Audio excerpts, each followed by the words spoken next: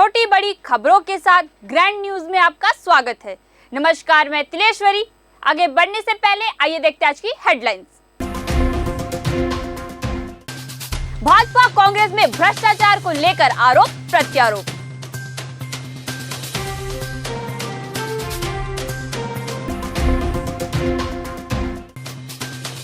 BJP कार्यालय में ओडिशा के बीजेपी सांसद बसंत कुमार पांडा ने की प्रेस वार्ता।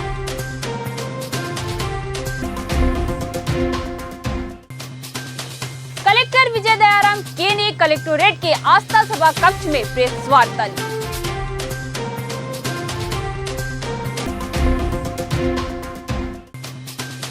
चित्रकूट विधानसभा कांग्रेस प्रत्याशी दीपक बैज की चमक बरकरार।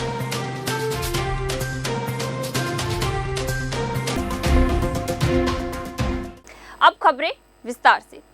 जगदलपुर विधानसभा क्रमांक 86 में दो पूर्व महापौर के बीच चुनावी जंग हो रही है।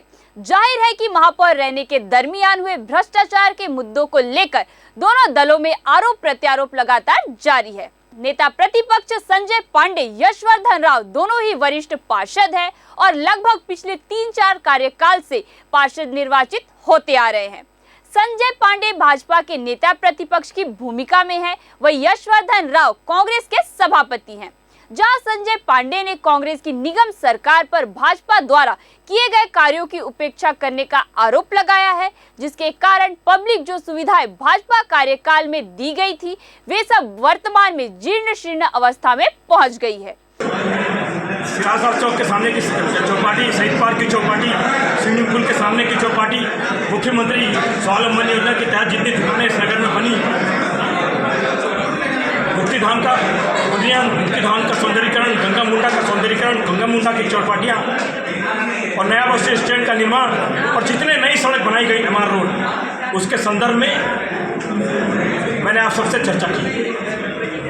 जो आप शहर में जितने नई सड़क दिख रही हैं, ये माननीय किरण देव जी के समय में हुआ है। जो शहर के आज जो पहचान बन चुके हैं, चाहे वो चौपाल, चाहे वो स्विमिंग पूल हो, जितने नाम आप मैंने गिनाए, जतिन जायसवाल जी ने 5 साल में सिवाय इन उपलब्धियों को, ये नगर निगम की धरोहरों को बर्बाद करने के अलावा एक नए ईंट रखने का प्रयास इसको नहीं किया। जो लोग 40-40 लाख रुपए देकर दुकान खरीदे थे, आज भी देखिए 10 साल इनका कार्यकाल पूरा होने के बाद भी वो व्यावसायिक जो भवन है ठीक ढंग से चालू नहीं हुआ और वहाँ पे विदेशी मदिरा दुकान खोलने का प्रयास भी लोगों ने किया। कवासी लखमा नगर निगम में आते हैं और उस दिन एजेंडे में आता है नवीन मदिरा दुकान खोलने के संदर्भ में विपक्ष के नाते हमने विरोध किया और उस विरोध के कारण विधायक ने भी नगर निगम को पत्र लिखा और क्षमा मांगते हुए उस दुकान को खोलने से मना किया। इन सब बात को लेके और जतिन जायसवाल जी ने क्या किया, एक भी उपलब्धि जतिन जायसवाल जी ने जो अपने कार्यकाल में की वो जनता के सामने आके बताना चाहिए। बड़ी बड़ी बातें भ्रष्टाचार के संदर्भ में की, शिव प्रतिमा पे बड़ी बड़ी बातें की, 3 एग्जीक्यूटिव इंजीनियर के लोगों ने उसका जांच की और जांच में जो गलतियां पा गई वो इसी सरकार की थी। जो वहाँ पे राहत थी, जिसका मेंटेनेंस होना था, जिसके कारण वो प्रतिमा टिकी रहनी थी, वो सब चोरों के द्वारा उखाड़ लिए गए थे। किसी प्रकार का मेंटेनेंस नहीं हुआ था, इस कारण से वो प्रतिमा ढह गई। और जिस प्रतिमा के रुपए के संदर्भ में बात की जा रही है, उस प्रतिमा का कोई रुपए का भुगतान ना माननीय किरण देव जी ने किया और इसके बाद इन्होंने किया हो तो ये खुद आके बताएंगे, परंतु टेंडर में भी उस प्रतिमा का कोई उल्लेख नहीं था, उस प्रतिमा के संदर्भ में कोई भुगतान नहीं हुआ। वही कांग्रेस के पार्षद यशवर्धन भाजपा शासन में किए गए कार्यों में गुणवत्ताहीन और घटिया निर्माण को इसके लिए जिम्मेदार ठहराया है। यशवर्धन राव ने भाजपा कार्यों को भ्रष्टाचार की भेंट चढ़ाने का आरोप लगाया।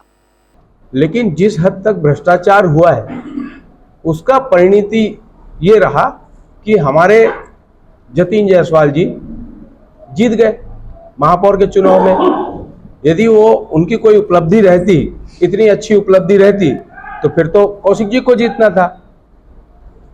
जतिन जायसवाल जी के कार्यकाल में डॉक्टर रमन सिंह ने बिल्कुल दोहरा बर्ताव करते हुए मात्र 50 करोड़ रुपए दिए उस वक्त। उस समय मैं PWD का चेयरमैन था, तो जो मूलभूत सुविधाएं हैं, सड़क, नाली, पुल, पुलिया, वही बनाए। और किरण देव जी के कार्यकाल में 500 करोड़ से अधिक आए। तो रमन सिंह जी को एक मुखिया होने का दायित्व निभाना था। और जो स्विमिंग पूल है, स्विमिंग पूल 50 लाख की लागत से प्रारंभ हुआ था, वो होते होते होते होते 8 करोड़ की लागत तक पहुंच गया, टुकड़े टुकड़े में। और उस समय जीजा साले का चलता था। जीजा जी थे किरण देव जी और उनके एक साले साहब ठेकेदार थे। जो भी बड़ा काम हुआ उनको ही देना चाहिए, ये ऐसा टेंडर प्रक्रिया था। ये जो दलपत सागर का ये लोग अपना बताते हैं, इसमें गहरीकरण उसी ठेकेदार ने किया और गहरीकरण का मिट्टी को बाजू में डाल दिया। गहरीकरण का अलग बिल बन गया और बंड के रूप में अलग बिल बन गया। तो एक काम का दो बिल ये माननीय नेता प्रतिपक्ष जी के कार्यकाल में, किरण देव जी के कार्यकाल में हुआ है। वीड हार्वेस्टर मशीन की जो बात कर रहे हैं, देखिए वो आया गुजरात से था। तो कोई भी चीज आता है, अनलोड होता है, वो जो पेंट लगाने की बात कर रहे हैं, कहीं पे कुछ खरोच वरोच आ गया होगा तो पेंट लगाया गया होगा। उस समय एक जांच समिति बना था, आप सभी को मालूम। आज बीजेपी कार्यालय में ओडिशा कालाहांडी से बीजेपी के सांसद बसंत कुमार पांडा ने प्रेस वार्ता को संबोधित करते हुए पीसीसी अध्यक्ष दीपक बैज पर जमकर हमला बोला। सांसद पांडा ने कहा कि विगत दिनों पीसीसी अध्यक्ष दीपक बैज से मीडिया ने मुख्यमंत्री बनने को लेकर सवाल पूछा था। उसके जवाब में दीपक बैज ने जो उत्तर दिया वह उनकी मानसिकता का प्रदर्शन करता है। दीपक बैज के उस बयान जिसमें पीसीसी अध्यक्ष ने कहा था कि सरगुजा में तो बीजेपी ईसाइयों से प्रेम करती है तो बस्तर में क्यों नफरत करती है, पर प्रतिक्रिया देते हुए कहा कि बीजेपी सभी धर्मों का सम्मान करती है और इसीलिए उत्तर पूर्व में 85% ईसाई आबादी होने के बाद भी अपार बहुमत प्रदान किया। जग जाहिर है, जनता जानती है कि 75 साल के शासन में लगभग 60 साल कांग्रेसियों ने इस देश को शासन किया और 1947 में जो वादा किए थे आज तक उसको निभा नहीं पाए। आप एक एक करके बताएंगे तो वो भी मैं बता सकता हूं। अगर 60 साल में निभा नहीं पाए तो सठिया जाने के बाद क्या निभाएंगे। कांग्रेस और उनके सहयोगियों ने धर्मांतरण को महत्व दिया है, बेआईन धर्मांतरण को। भारत का संस्कृति किसी भी धर्मावलंबी के प्रति घृणा नहीं करता है, सर्वधर्म समभाव के साथ जीता है, सबको स्वागत करता है। इसलिए हमारे प्रधानमंत्री ने सबके साथ, सबके विकास, सबका विश्वास, सबके प्रयास के नारा के साथ देश को आगे बढ़ा रहे हैं। उसमें कोई हिंदू, सिख, ईसाई, मुसलमान, बौद्ध, पारसी देखते नहीं हैं, सबके प्रति बराबर नज़र रखते हैं। ये हमारे लिए सौभाग्य की बात है और ऐसा प्रधानमंत्री को हम अगर और ऐसा राजनीतिक पार्टी को जो सबको लेकर के चलता है अपमानित करें तो ये अच्छा नहीं है, दुर्भाग्यजनक है। दूसरी बात, भारतीय संस्कृति सर्वजन हिताय सर्वजन सुखाय का भावना से चलता है और सर्वे भवन्तु सुखिनः सर्वे सन्तु निरामय की भावना से चलता है। और भारतीय संस्कृति में सबका मान सम्मान है, लेकिन कोई बेआईन कारोबार अगर चलता है उसके विरोध में सत्ता में जो भी रहे कदम उठाना चाहिए। बस्तर आदिवासी, वनवासी, गिरिवासी, भोले भाले सरल लोगों का क्षेत्र है और अति सरलता के साथ लोगों को विश्वास करते हैं और भले लोग हैं, लेकिन भूल जाते हैं कि स्वतंत्रता के बाद जिन्होंने आदिवासियों को अपना वोट बैंक बनाया, दलितों को अपना वोट बैंक बनाया, अंचल का विकास के बारे में बोला, उन्होंने कुछ नहीं किया। लेकिन मोदी जी ने जब आए, अटल जी ने जब प्रधानमंत्री बने, रास्ता घाट बदला है, आपका गरीब का जीवन का स्तर बदला है, मेडिकल कॉलेज बना है, आपका आयरन स्टील प्लांट का शुभारंभ हुआ है, लोगों का विकास हुआ है, लोगों के घर में रोजगार मिल रहा है और दिन दुगुनी रात चौगुनी देश तरक्की कर रहा है। और जिन्होंने हमको अपने कब्जे में रखा था, पराधीनता के बेड़ियों में बांध करके, आज उस अंग्रेजों को हम आर्थिक दृष्टिकोण से 5वीं अर्थव्यवस्था बन करके उनको नीचे धकेल दिया है। ये हमारा प्रगति का एक उदाहरण है। कलेक्टर एवं जिला निर्वाचन अधिकारी विजय दयाराम के ने कलेक्टोरेट के आस्था सभा कक्ष में प्रेस वार्ता ली। प्रेस वार्ता में उन्होंने विधानसभा चुनाव 2023 को लेकर कई जानकारियां दी। प्रेस वार्ता में उन्होंने क्या कहा, आइए सुनते हैं। प्रत्येक स्पिंग बूथ से ज्यादा संगवारी मतदान केंद्र चिन्हांकित किया गया है। प्रत्येक विधानसभा क्षेत्र में 10-10 मतदान केंद्रों को संगवारी मतदान केंद्र के रूप में चिन्हांकित किया गया है। इसके अलावा युवा मतदान केंद्र के रूप में एक प्रत्येक विधानसभा क्षेत्र और दिव्यांग मतदाता केंद्र, जहाँ पे हमारे दिव्यांग साथी जो है मतदान का पूरा प्रोसेस कंप्लीट कराएंगे, ऐसे तीनों विधानसभा क्षेत्र के लिए एक मतदान केंद्र को युवा साथी के लिए और दिव्यांग साथी और संगवारी साथी के लिए चिन्हांकित 80+ और जो 80% प्लस जो दिव्यांग होते हैं उनके लिए 12D का प्रावधान दिया गया था। BLO के माध्यम के द्वारा, आपके माध्यम के द्वारा भी इसका 50% हम लोगों ने किया था। अब तक जितने भी हमारे पास 12D फॉर्म्स भर के आए हैं उसके लिए प्रावधान किया जाएगा और RO के माध्यम के द्वारा टीम्स का गठन किया जाएगा और उनको पहले से इंटीमेशन दी जाएगी कि किस समय पे पोलिंग दल जो है, मतदान के जो दल है उनके यहाँ पे पहुंचेगी और उसके आधार पर उनसे मतदान करेंगे। सर 80+ वाले के लिए विशेश प्रावधान रहेगा। 12D का फॉर्म है वो अपने घर से कर सकते हैं मतदान सीनियर सिटीजन्स के लिए, बट वो वेरीफाई कराया जाएगा कि सही में ऐसा कोई स्थिति है कि लोकतंत्र का जो चुनाव का जो पूरा वो है माहौल ऐसा रहता है कि जितना आप सामने आके वोटिंग करेंगे उतने ज्यादा लोग प्रभावी होते हैं। चित्रकूट विधानसभा अंतर्गत कुकानार ब्लॉक के CPI पार्टी के 120 कार्यकर्ताओं ने पार्टी छोड़ दीपक बैज के समक्ष कांग्रेस प्रवेश किया। कांग्रेस प्रत्याशी दीपक बैज ने विधिवत कांग्रेस में प्रवेश कराया। चित्रकूट विधानसभा से कांग्रेस प्रत्याशी दीपक बैज का जनसंपर्क जारी है। जनसंपर्क के दौरान दीपक बैज है तो भरोसा है के नारों से उनका स्वागत हो रहा है। चित्रकूट विधानसभा से कांग्रेस प्रत्याशी दीपक बैज को चित्रकूट विधानसभा में जनसंपर्क के दौरान देवतुल्य जनता का समर्थन एवं आशीर्वाद प्राप्त हो रहा है। अखिल भारतीय कांग्रेस कमेटी के राष्ट्रीय प्रवक्ता अंशुल अभिजीत ने पत्रकारों से चर्चा कर अपने वक्तव्य में कहा कि आवाम हमें एक बार फिर चुनेगी। मुझे पूरा विश्वास है अब की बार 75 पार। हमने अपना सभी वादा लगभग पूरा किया है। छत्तीसगढ़ को भूपेश सरकार ने जो प्रतिष्ठा दी वो महत्वपूर्ण है, इसलिए उसे दोबारा दोहराना चाहिए। भूपेश सरकार ने आदिवासियों को 10,000 से अधिक नौकरियां दी है, ये एक महत्वपूर्ण कदम रहा। हमारी सरकार आती है तो ऋण माफी की घोषणा राहुल गांधी ने अपने दौरा में किया है। यहाँ पर एक तरह से मुझे लगता है बदलाव आया है, तब्दीलियां आई हैं जब से सियासत बदला है और इस बदलाव में कांग्रेस का हाथ है, क्योंकि कांग्रेस की ये खासियत है कि जब वो वादा करती है, जब वो कुछ कहती है, जब योजनाएं लाती है और कहती है कि हम लाएंगे, उसको अपनी मंजिल तक पहुंचाती है, उसको अंजाम देती है, उसको मुकम्मल करती है।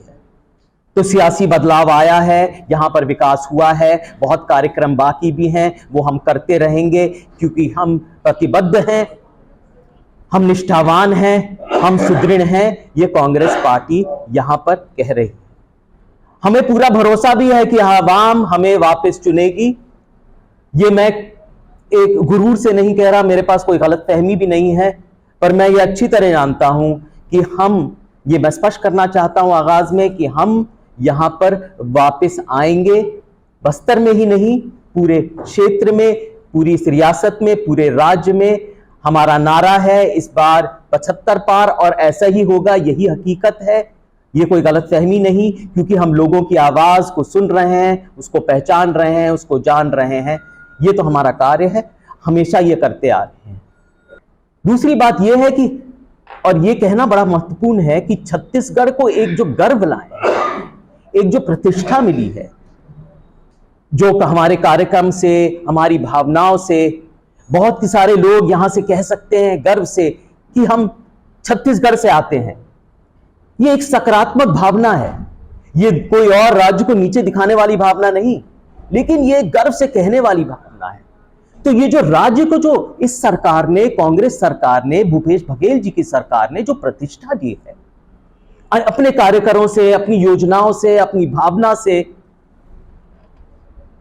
अपने वो निष्ठावान तरीके से उनकी गरिमा के लिए हमने कार्य किए, भाषाओं के लिए, रहन सहन के लिए, खान पान के लिए, छत्तीसगढ़ के लोगों के लिए।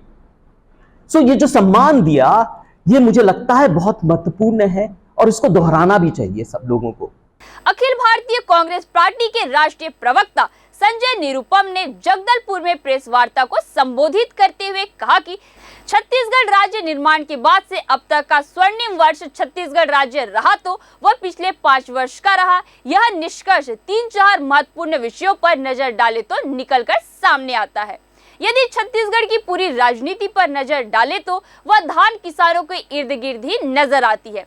पिछले 5 वर्षों में किसानों के लिए मुख्यमंत्री भूपेश बघेल की सरकार ने जो किया वो अप्रत्याशित कार्य है। आज देश में जातिगत जनगणना, जातिगत आधार पर आरक्षण बेहद महत्वपूर्ण है।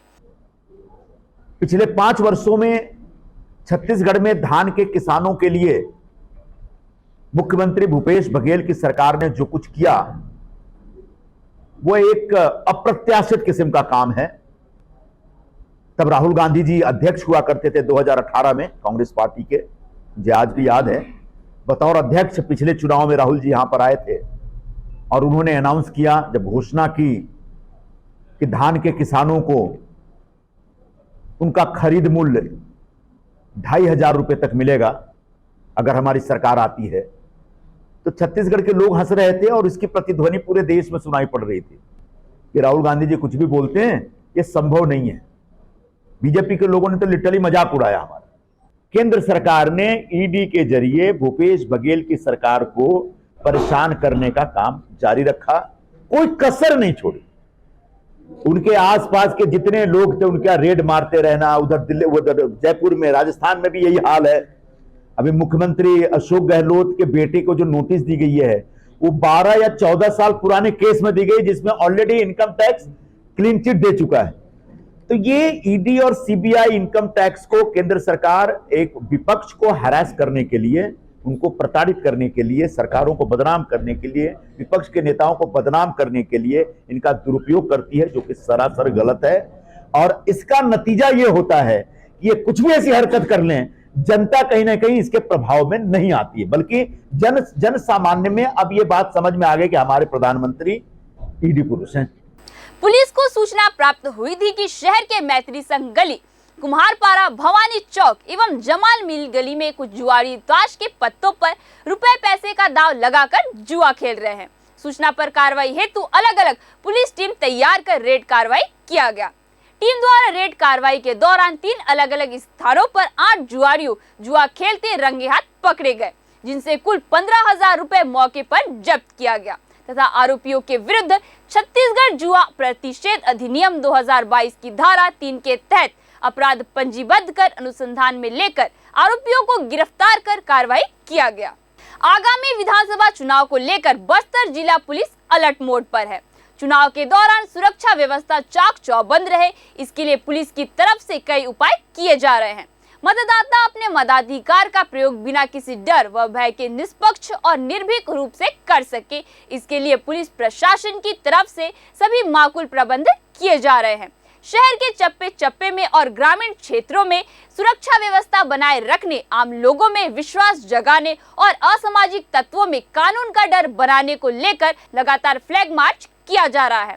बस्तर पुलिस बस्तर जिला के मतदाताओं से भय मुक्त होकर मतदान करने की अपील करता है। साथ ही साथ अगर कोई व्यक्ति अफवाह फैलाता है या किसी को डराने धमकाने की कोशिश करता है तो उसकी सूचना पुलिस को जरूर दे।